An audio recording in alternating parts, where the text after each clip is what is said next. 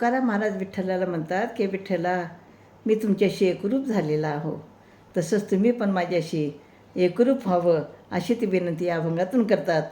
आम्ही झालो एकविध, सुध्या सुधे असावे, यावरी तुमचा मुळा, तो गोपाळा अकळ.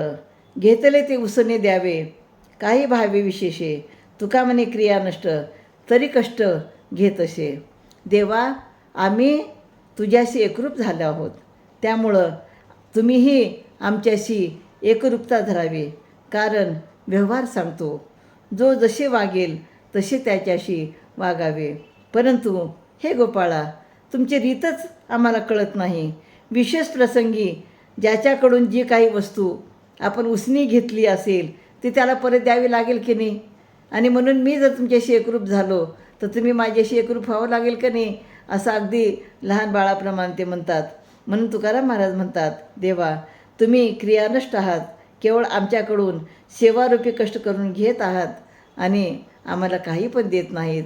मी एकरूप झालेला आहो, तसं तुम्ही पण माझ्याशी एकरूप व्हा, मला तुमच्याशी एकरूप करून घ्या अशी विनंती ते विठ्ठलाला करतात. रामकृष्ण हरी.